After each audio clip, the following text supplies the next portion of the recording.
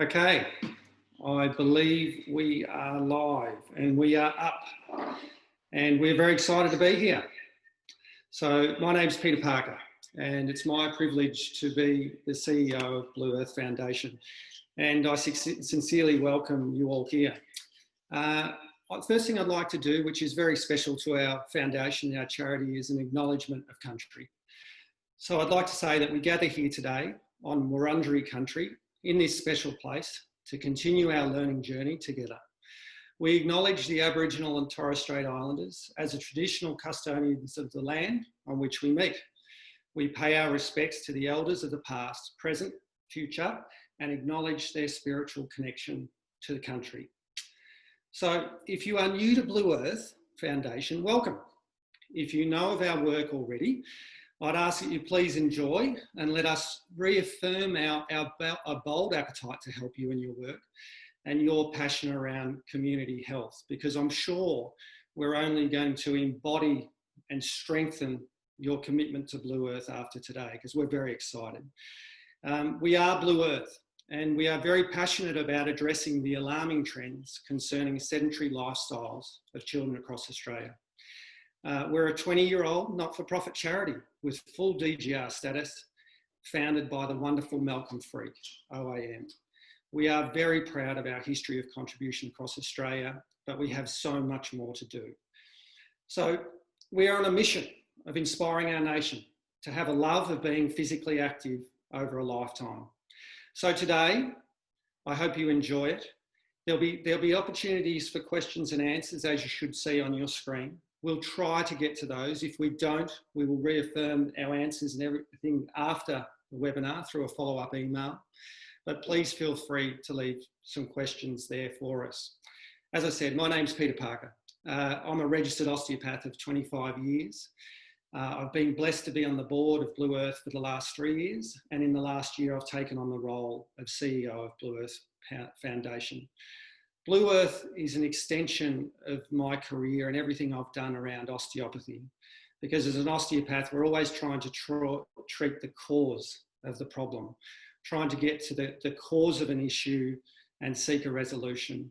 And Bluearth rung so true for me in terms of the way it's trying to approach community health and really get to the cause. And for me as an osteopath, what I've observed over that 25 years is a decline in our health, in that innate programming that we have and that we are born with and that we have to develop and nurture. And I see it being lost, and I see it being lost rapidly. So for me, it's about a broader community message. That's what's driven me to be with Bluearth, because I really do believe that we address the cause of this sedentary crisis. And I want to acknowledge that it is a crisis. Now today, I'm not here to preach to you, either is Pierre or Matt, but we are here to motivate you. We are here to motivate and inspire you as educators and teachers and principals of what we aspire to in terms of true community health. So I'll point out a couple of alarming facts, but I want this to be a very positive session, but I want to point out to you the real fear around what's happening. So our children are at risk of being the first generation to have a shorter life expectancy than their parents. Our nation ranks 140th out of 146 countries for idle behaviour in 11 to 17-year-olds. Physical inactivity is now as big a killer as smoking in Australia. Children can exceed 10 hours a day on screen time. Depression, anxiety and loneliness are significantly increasing across all communities. So as much as we talk about movement in the physical realm, it's as much about the mental, which Pierre, Comis, will be talking about today. The benefits of moving well throughout life is immeasurable on all facets of health. Now, as educators of this generation, it is our collective obligation to motivate physical activity and energise our children to lead healthier lives. Bluearth have a very carefully designed active schools program, which is unique offering in the movement education. Its aims revolve around improving personal awareness, self-esteem, and the love and appreciation of physical activity. Efficient movement, core stability, coordination, and physical fitness are its obvious fundamentals, but equally personal awareness, responsibility, teamwork are critical components. The result is children becoming more creative, healthy, productive, and responsible citizens of tomorrow for the long term. So physical exercise is a powerful remedy to depression, anxiety, loneliness, preventing obesity and cardiovascular disease, all which have worsened across Victoria since the onset of COVID. Now, this is a unique time. This is a critical time in which we can participate in the post-traumatic recovery out of COVID. I speak as a Melburnian, and we see what's happened. There's been positives to COVID, but there's been a lot of negatives. And we can participate in the post-traumatic growth associated with collaboration and connection of our children and our communities, which they so badly need. So we need to emerge out of COVID to benefit the physical and mental health. So this is about a whole school community approach with a very strong advocacy piece to the whole community. There is also benefit to your well-being, and Maddie Dillon will show that today. We're going to introduce you to two speakers, and they are Pierre Comis and Matthew Dillon, who will both be delivering pieces to you. One of them will be theoretical from Pierre on physical literacy, and the actual will be a well-being piece for you that you can engage in and enjoy and take home just a taste of what Bluearth do. So I'd like to introduce Pierre. Now, Pierre has an extraordinary career in community engagement and health. He currently is the head of schools and participation at Special Olympics Australia, where he provides strategic and project leadership for the New South Wales Inclusive Schools Sport in Schools strategy, and he's delivering on the Unified Community Sports Program. Prior to that, he worked at Sport Oz, and his last role was a director as a physical literacy leadership, which is what you're going to hear about today. He provides high-level strategic direction, leadership and advice to the physical literacy leadership section, tasked with leading physical literacy research, implementation and measurement in Australia as part of Sport 2030. He's here to provide a unifying force, which is leading and influencing national sport and physical activities policy, embedding physical literacy across the population life stages and in the sports business division. He's a Bluearth board member. We are so blessed to have him. This is what he knows, this is what he's passionate about, and he's known for making things happen. So Pierre, we welcome you. We ask you to speak on behalf of Bluearth, but on the back of many years of experience in this field, and to encourage our educators on this wonderful, critical topic. So I'll throw to you, Pierre. Thanks very much, Peter. A mouthful there in terms of my background and history, but I guess the piece that I'm most proud of at the moment, obviously, is being a board member here at the Bluearth Foundation and being able to bring my skills and experience as a former director of physical literacy to the conversation. So I'm going to get my screen up and hopefully we will see that everything works well. Bear with me 1 second. Okay, so with a bit of luck, that is now all working properly and you can all see the screen. So as Peter mentioned, we're exploring the concept of physical literacy, and I'm going to talk about that a little bit today, and particularly about the inactivity crisis that physical literacy is well placed to address. And the reason we're talking about physical literacy is purely because the Bluearth approach and the active schools program that Peter has mentioned is very much underpinned by the concept of physical literacy, that holistic development of an individual.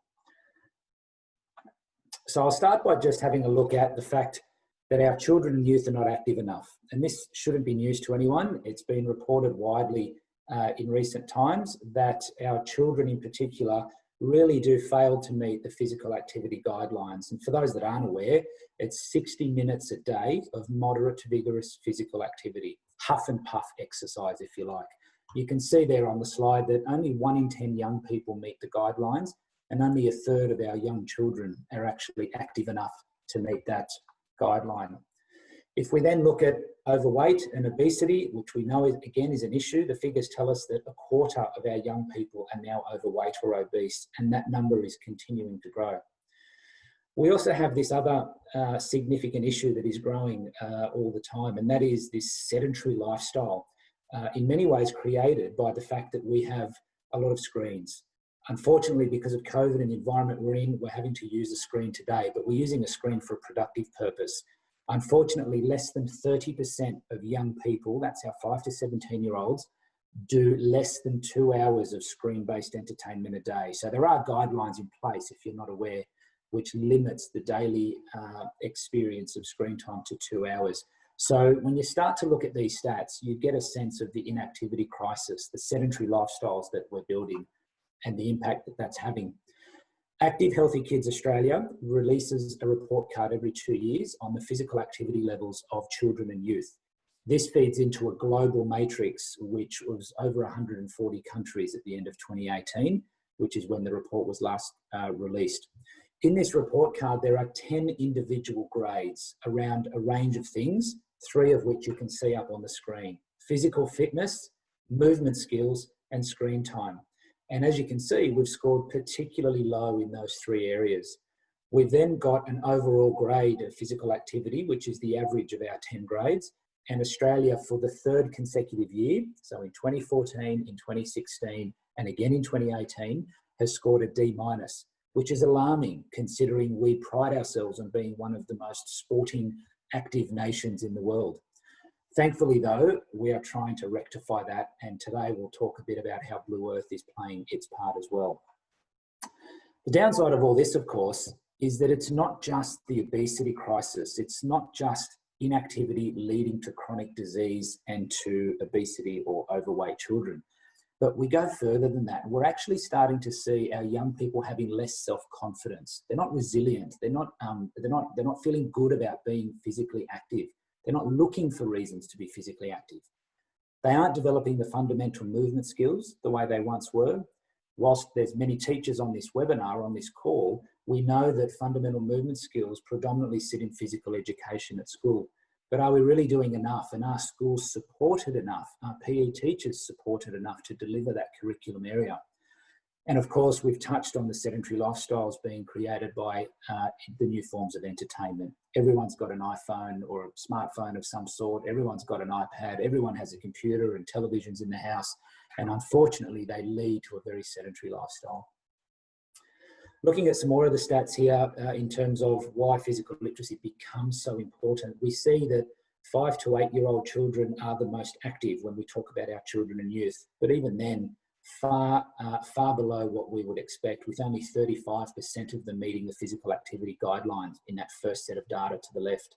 As you come across in age groups, you see that once we get to our teenage years, from 13 through to 17, we're in single digits. So we've got less than 10% of that cohort meeting the physical activity guidelines. The middle set of data talks specifically about sedentary screen-based time. And again, you can see that as children grow, as they turn into teenagers, they are failing in greater numbers to meet those guidelines. Perhaps the most alarming is when you combine those. You might think that there are children who are active enough, but they might be using too much screen-based sedentary time, or vice versa. There's those that love their screens, but do get out and keep active enough. Unfortunately, if you look at the number of children or the percentage of children that meet both guidelines, we have some really alarming statistics there. So there's a lot of work to do. Peter's touched on this one, so I won't dwell on it, but at the end of last year, there was a report that showed our teenagers in particular rank 140th out of 146 countries for physical activity. We are among the very least active teenagers in the world. Thankfully though, on a more positive note, action is being taken. In 2018, the World Health Organization released a global action plan on physical activity called the GAPA, which sets a really bold target of reducing relative inactivity by 15% by the end of the next decade, by 2030. Moving forward from there, Australia has adopted that target. So regardless of whether we are a Liberal or a Labor government, blue or red or whatever denomination, we are signed up as a country to that target. And thankfully, through the Department of Health and Sport Australia, the National Sport Plan was also launched in 2018, Sport 2030, which, as you can see by that red circle, I know the writing's a bit small, has a really clear goal to reduce the inactivity amongst Australians by 15% by 2030. So we've made that bold commitment. Now comes the investment and the effort from the whole system to actually achieve it. In Sport 2030, there are some really, really specific calls to action around the education sector, and these are the ones I want to highlight to you today. The first one is that the government is going to work with state territory governments and ACARA, the Curriculum Authority, to further support the teaching of physical literacy through the curriculum. And Sport Australia did some great work in recent years to map the physical literacy framework very, very closely to the curriculum and show the synergies that exist between those two. Further to that, the meeting of sport and recreation ministers are going to monitor deliberate efforts to include physical literacy in Australian schools. And this is where we start to get into the concept of a whole of school approach to physical literacy. It is not the problem of physical educators to solve. It is not the problem of sports coaches to solve. It is the problem of all teachers and educators to solve together through a whole of school approach. And the third one that is called out there is around the National Sporting Schools Program, which is now in its 5th year, $40 million a year, and has just been extended for another 12 months by the federal government. So we want to ensure, or Sport 2030 suggests, that we need to ensure that that remains the most suitable program and that it is the most relevant program it can be to developing physical literacy and delivering sports in primary and secondary schools all around the country. Let's go into physical literacy by way of definition now. There is an international definition, but I'm deliberately not showing it to you today because in Australia we now have a definition of physical literacy for the Australian context. You can see it up there on the screen. Essentially it's in 3 parts and then there is an aspirational statement to finish. But basically what it says here, and this was pulled together by a range of academics a few years ago, is that physical literacy is lifelong holistic learning acquired and applied in movement and physical activity contexts. So the takeout there is it's lifelong and it is holistic learning. Physical literacy is a learning construct. It's a lifelong journey of learning. It reflects ongoing changes in integrating the physical, psychological, cognitive and social capabilities. Those 4 words become the 4 domains of the framework, which we'll touch on in a moment. And it is vital in helping us to lead healthy and fulfilling lives through movement and physical activity. In other words, physical literacy becomes an enabler to active, healthy lives. The aspirational statement within the definition is that a physically literate person is able to draw on their integrated physical, psychological, cognitive and social capacities to support health promoting and fulfilling movement and physical activity relevant to their situation and context and throughout their lifespan. So there's a whole lot of words there and we will unpack that and look at a more simplistic definition. But I think it's important that people understand the depth that sits behind the work of physical literacy in this space. So what is it? More simply, physical literacy is best described, if I can use this language, as the skills, the physical skills and other capabilities, the knowledge and also the behaviours that are required to lead active lives. As I mentioned before, it involves holistic, lifelong learning through movement and physical activity. So we never stop developing our physical literacy. From the day we are born through to the day that our life ends, we are always progressing or regressing in our level of physical literacy. And it delivers physical, psychological, social and cognitive health and wellbeing benefits for all Australians. So it is a lot more than the physical skills. I know the term physical literacy takes you to a place of physical capability, physical competence, but it's actually so much more, and that's where these domains, psychological, social and cognitive, are so important.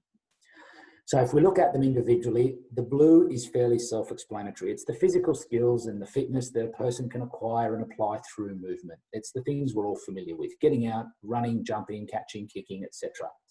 Psychological is the affective domain. So it's the attitudes and the emotions that a person has. This is where things like the confidence of an individual to be active or their motivation to seek out an active lifestyle or active opportunities. The social domain is very much about interrelationships, how you interact with someone else through movement, through physical activity. So critical in the Australian context. And then the cognitive domain, of course, is the understanding of how, why, and when people move. So it's really getting into the thinking space. So what this looks like, the physical, as I said, very, very simply can be the fundamental movement skills. I often use the term the foundational movement skills because without them, movement, not just for physical activity or active recreational sport, is not possible. So it's the foundational skills that we need to move. And as an example there, we can see if we think of something like balancing, It's not just about balancing as a generic skill, but it's thinking about how you balance, the context that you balance in, and the degree of difficulty that might be associated with balancing. So it could be on one foot, could be on a beam, could be with a partner, and so forth. The psychological domain, as we said before, the attitudes and emotions, this is about feeling really focused or being engaged in an activity. It's the confidence and the motivation, and it means that you're feeling happy, content, fulfilled, or excited about your activity pursuits or an upcoming event and so forth. The social piece, I think, as I said before, is really critical in the Australian space. The social domain is actually not called out explicitly in the international definition of physical literacy. The other three domains are.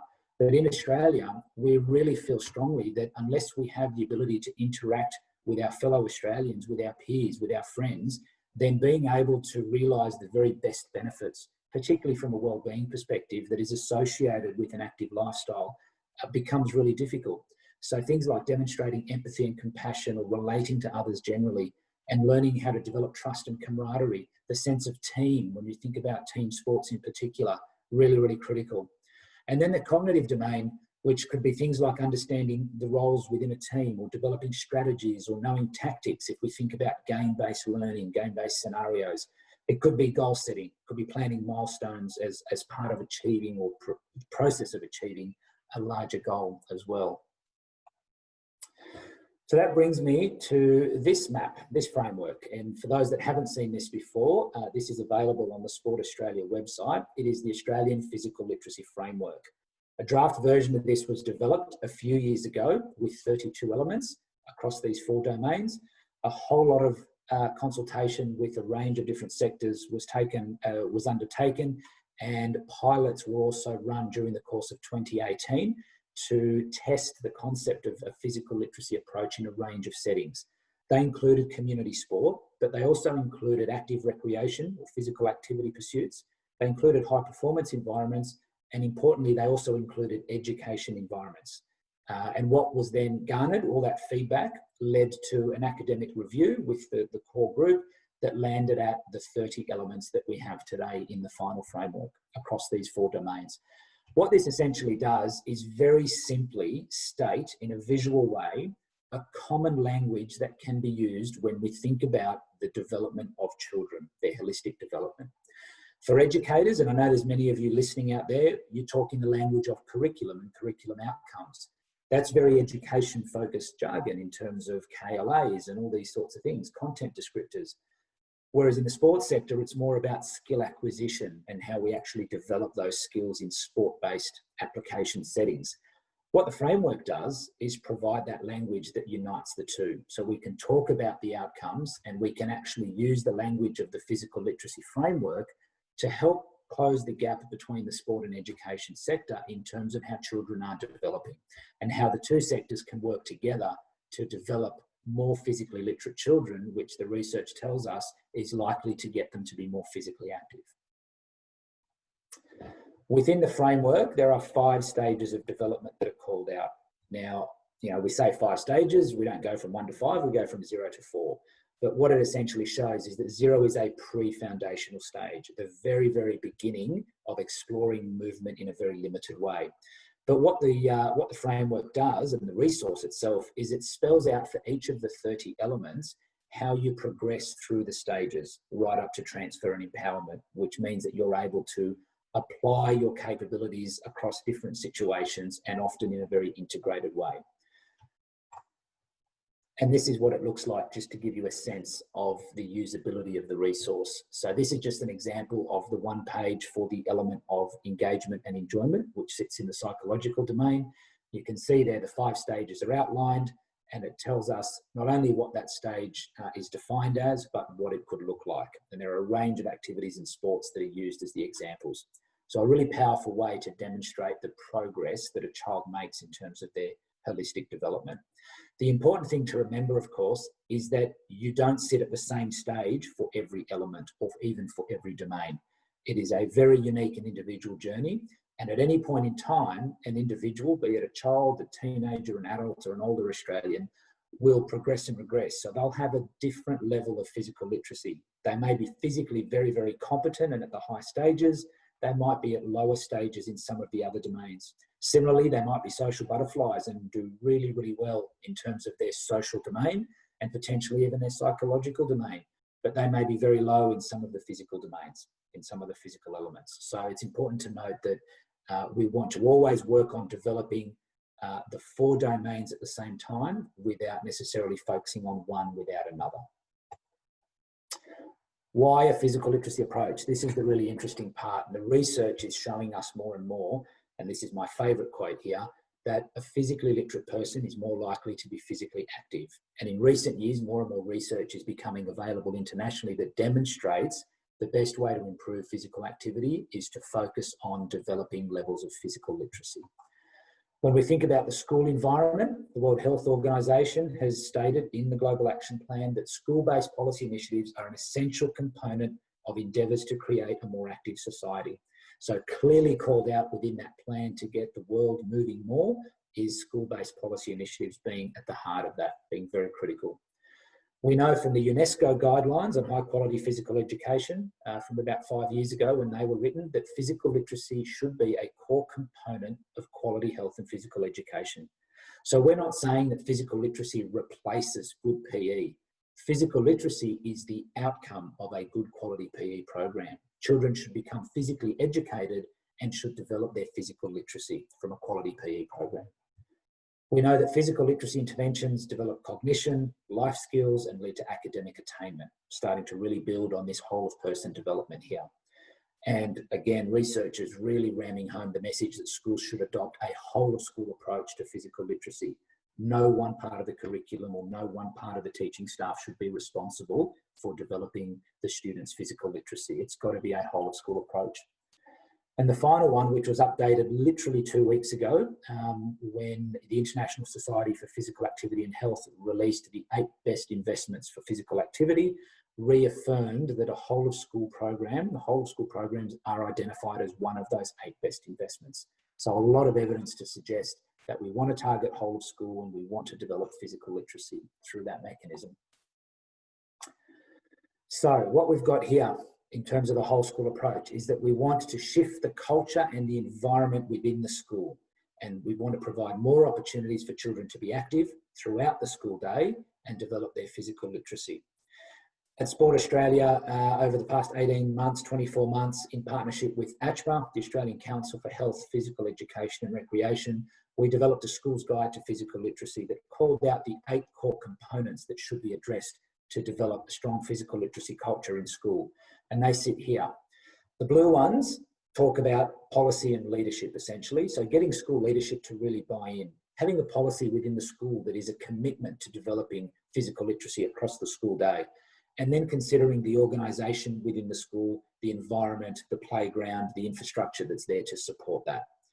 The yellow bits at the bottom is where we talk about learning. So this is where you want to make sure you've got not just a health and physical education program, but a quality one being delivered within your school.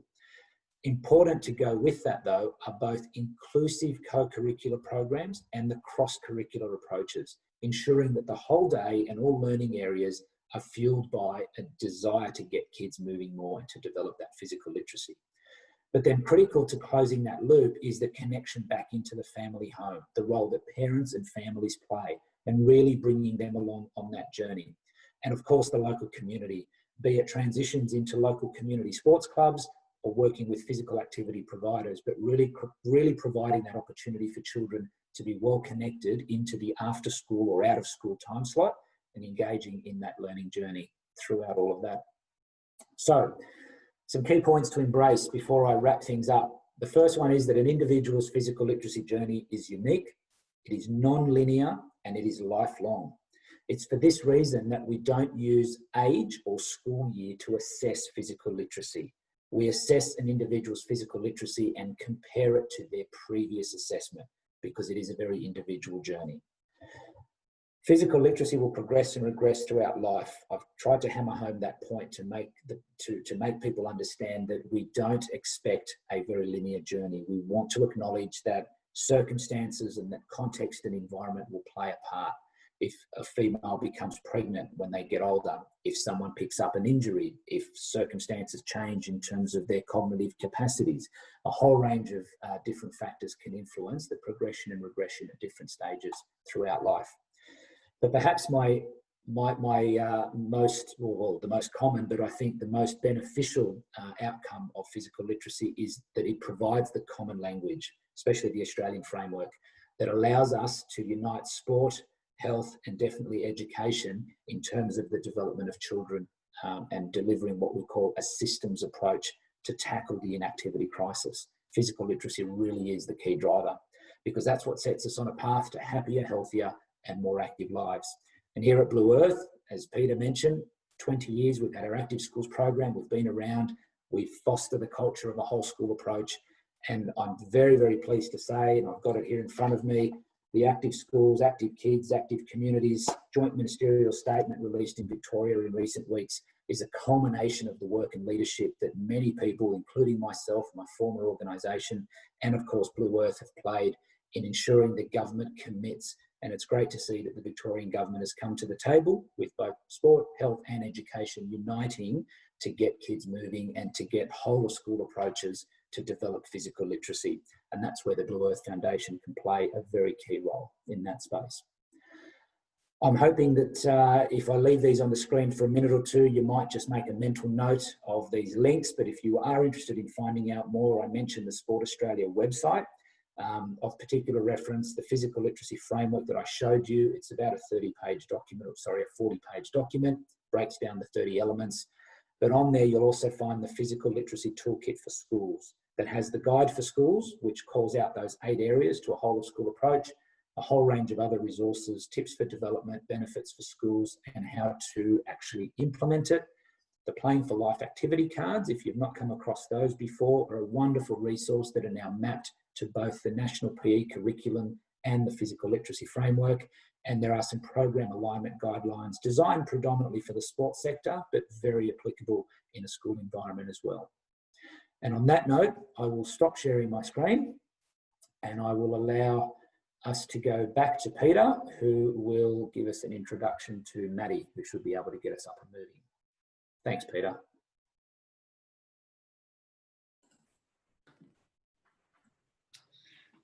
Thank you very much, Pierre. I think I'm coming back. Great.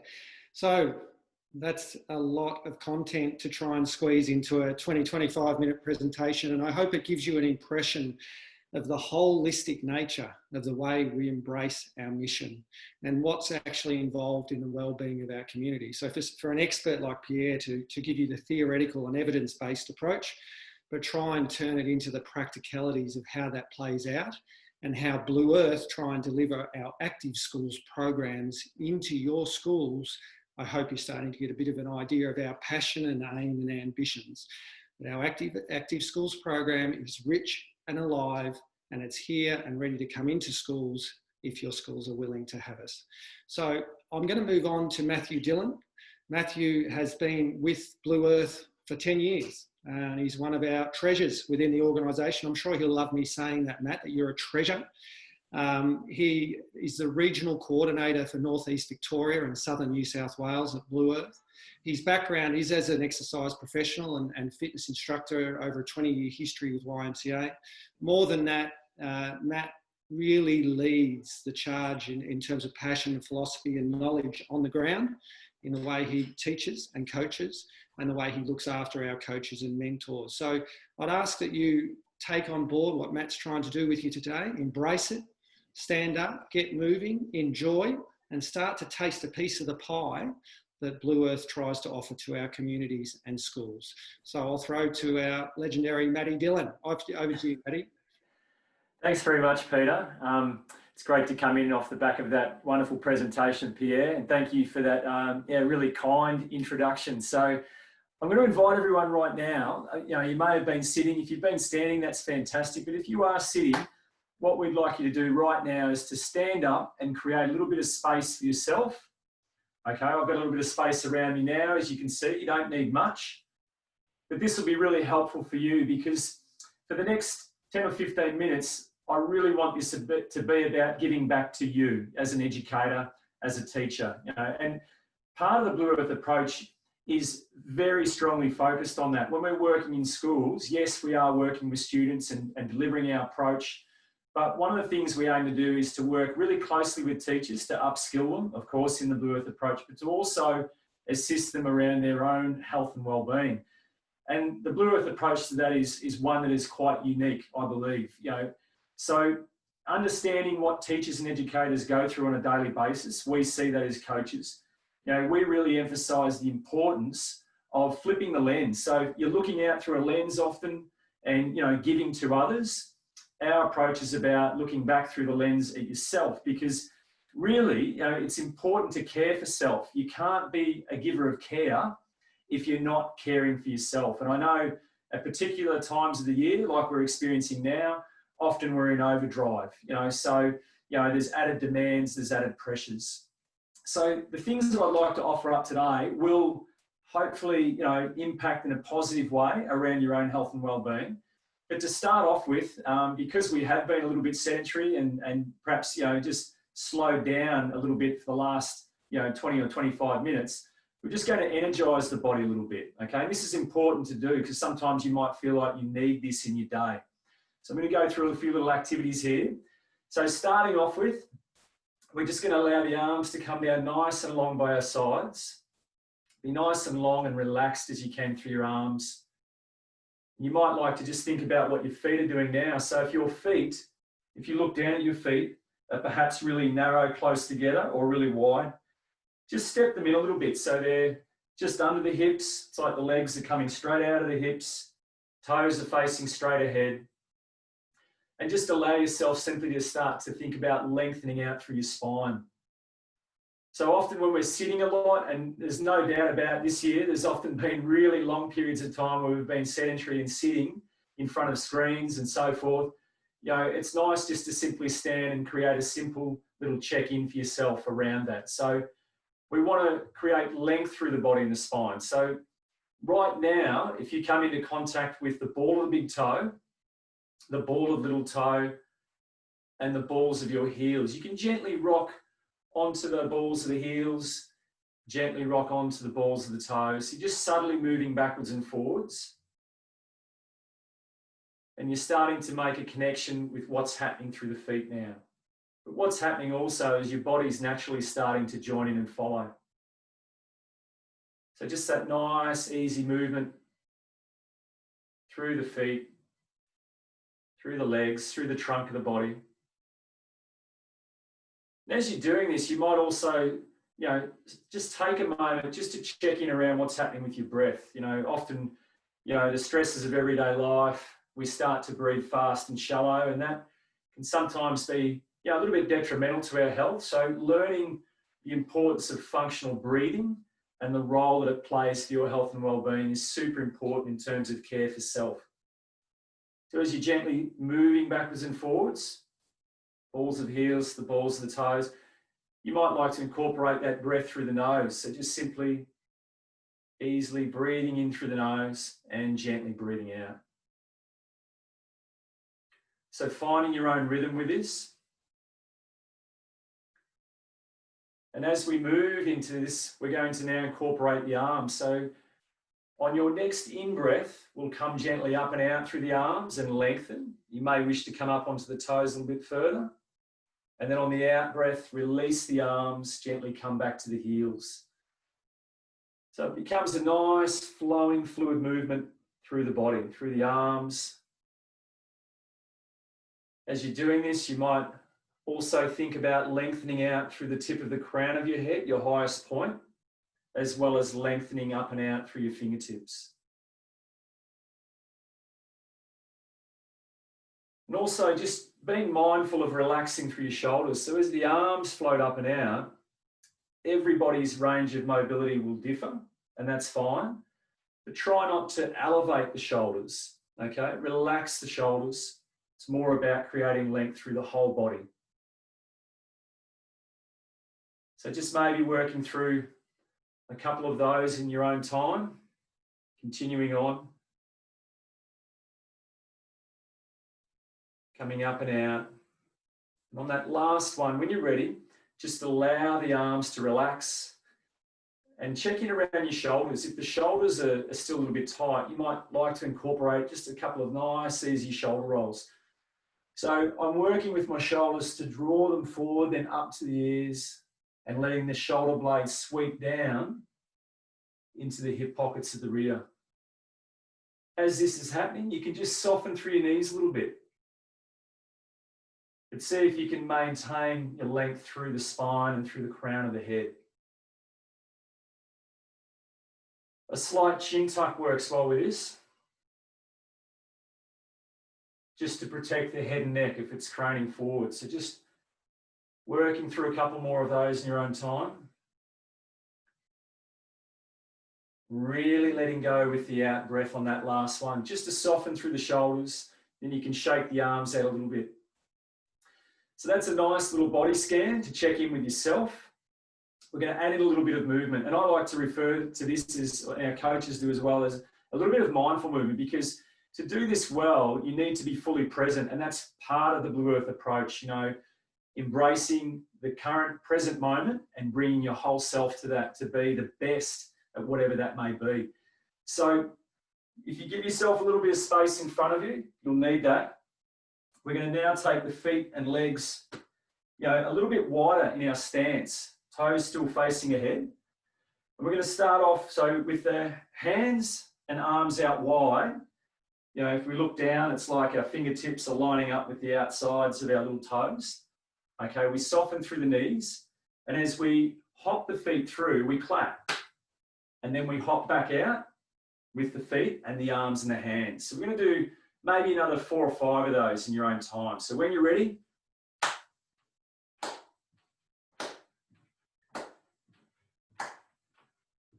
good. And then just relax the arms. It's nice just to come back and check in there. So, you know, just by increasing a little bit of activity and movement, turning up the dial on that front, that may have just, you know, got the heart rate elevated a little bit, and also, you know, get the lungs working a little bit, which is good. We're going to just turn it up a little bit again in terms of what we do.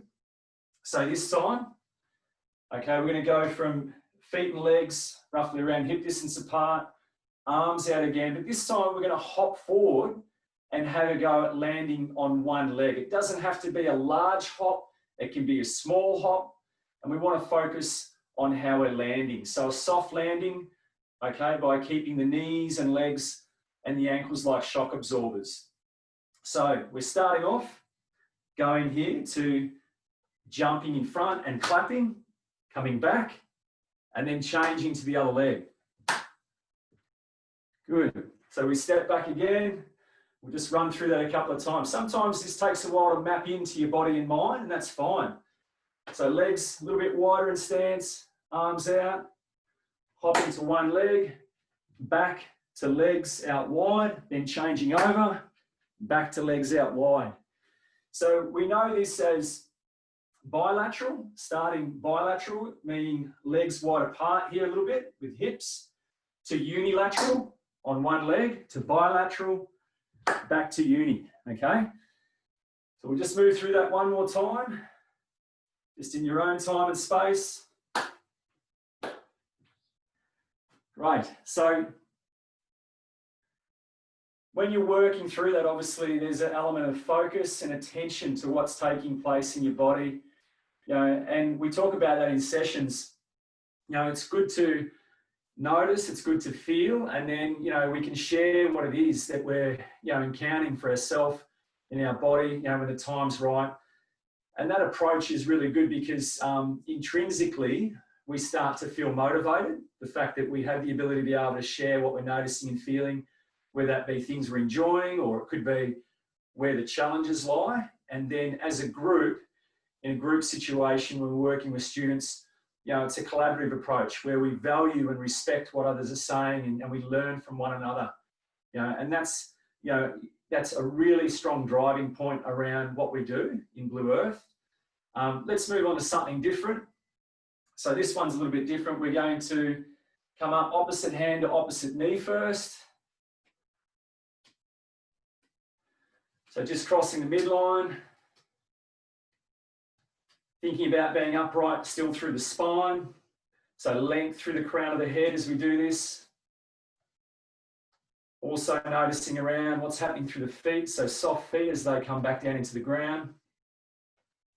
Good. So just performing a little bit of that now. We're going to change it up. So we're going to go opposite hand to opposite foot. So we bring one knee up and we turn to tap the ball of the big toe of that foot in front. Now we're going to change over to the other side. So it's knee up, rotating the ball of the big toe inwards to the midline and gently tapping it. Okay, good. Now we're going to work through the rear plane of the body. So this time it's tapping the ball of the heel behind. So drawing the heel up towards our bottom and tapping the ball of the heel opposite hand to that heel that's coming up.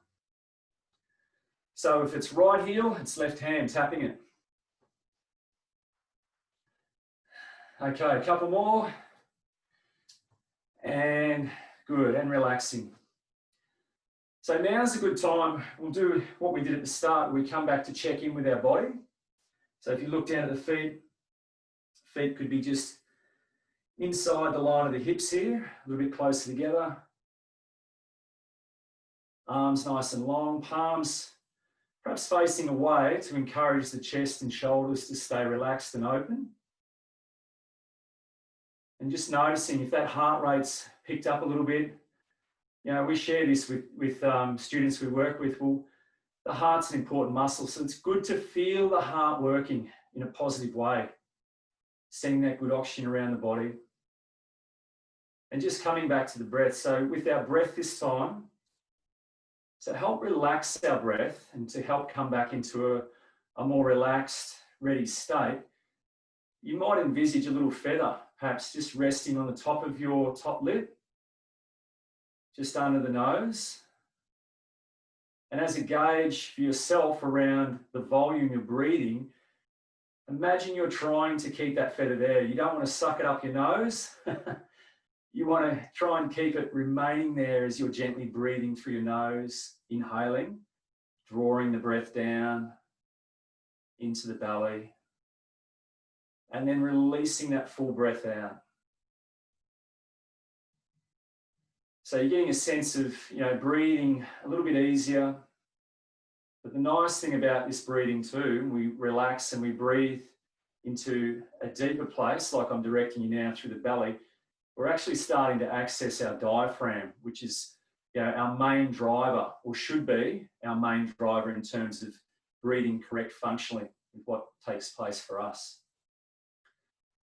So the opposite of that is sometimes when we're in that low-level stress, flight, fight response too often, you know, that's that sympathetic, you know, response within our central nervous system. And that can be a lot of external factors that influence that. We tend to breathe really, really shallow and mainly to here, and we become really reactive through here, and that's where we can get a lot of tightness and tension that starts to manifest and take over. So the breath is super important. That's our anchor, if you like, to help slow us back down, come back to the moment and feel more relaxed. Okay, so, you know, that's a little example of that. Okay, I've got a little activity here also that I think we can have a bit of fun with, where I'm going to name some body parts so you can join in with this. Now, before we do this, you will need one thing. It could be a pen, it could be a pencil, whatever it is, just a small object. And I'd like you to place that, if you can, on the ground in front of you, just directly in front of you, and make sure that you have space around you, because we're going to move a little bit, but in a really fun way, okay? So make sure you've got that set up well for you now. Okay, that little pen, pencil, whatever it is, place it down in front of you. Make sure you're not going to bump into anything. You've got clear space in front, sides, behind. Okay, now we're going to start to name a few body parts. So I'm going to say hands on head, so you gently tap your head. Hands on shoulders, good. Hands on hips. Hands on elbows, good. Hands on knees. Great, hands on hips. Now, when I say go, the word is go, simple word. You have to quickly see if you can pick up that object as fast as you can and hold it in the air, all right? So imagine it's like a friendly competition. We're playing against everyone, okay? This is our big game together. So here we go, ready. So we're gonna start off hands on knees, hands on hips, hands on shoulders, hands on heads. Go. Good, okay, well done. Well done, place that gently back down on the ground. We'll have another round, get ready. So this time we'll start with hands on bottoms, hands on ankles, hands together, hands on shoulders. Go. Good one, okay, well done. So these can be little activities too you can share with your students. You don't have to use a pencil.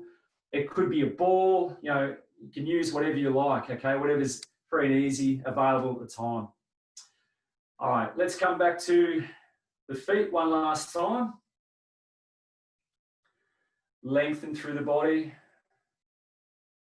Good, now release the feet a little bit outside the width of the hips. So we have this effect, nice long through the spine, lengthening through the crown of the head.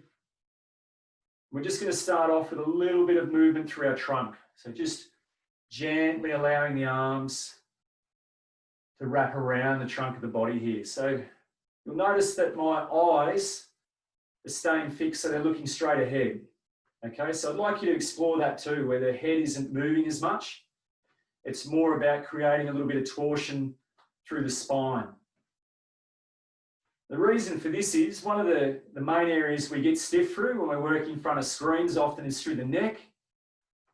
So what this does, this little bit of torsioning through the spine with this movement, is it helps to release through that area. Often, you know, a little bit of a tight neck or soreness through the muscles through the neck is sometimes a result of being, you know, a little bit jammed up through the middle of the spine, that thoracic area. So if we mobilize this area, and this is a nice movement to do that, it can sometimes have a really positive effect in creating a little bit of release.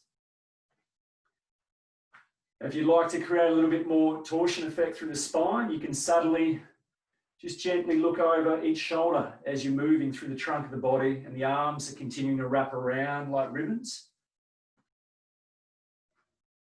And you can soften through the knees a little bit more. Allow yourself to come into the movement as you please. Be a little bit intuitive around it. So if it feels good, you can increase a little bit through the movement. If you want to back off a little bit, you can do the same if you feel you need to. Just work through a couple more. And then gently start to unwind out of this. Good. And then just allowing yourself to come back into that position where the feet are a little bit closer in together. We call this mountain pose in Bluearth. With shoulders relaxed and length through the spine and the crown of the head, we can explore a little gentle reach through the fingertips. Imagine they're like shooting stars, gently moving and going down and into the ground. Coming back to the in-breath, softly through the nose. Gently exhaling out. So perhaps just allowing yourself a few moments to cycle the breathing softly in and out through the nose. Inviting the breath down a little bit deeper and wider and fuller into the lungs. Sometimes when I'm working with students, I use imagery, and it's really powerful, I think, where you can invite them to think about the lungs as a pair of balloons, gently filling up. Good, and then when you're ready, if the eyes are closed, you might want to just very softly open the eyes again. It's always good to notice with any sort of embodied approach and practice, come back to how you're feeling. If there's good feelings, that's what we want. We want to be there with those feelings and know that we can access them anytime. So thanks everyone. If you've joined in, yeah, maybe there's some different things that you're noticing there and feelings around what's taking place for you in your body and mind with some of that approach. But thank you, and I really appreciate the opportunity. I'm grateful to be able to share that today. So thanks very much.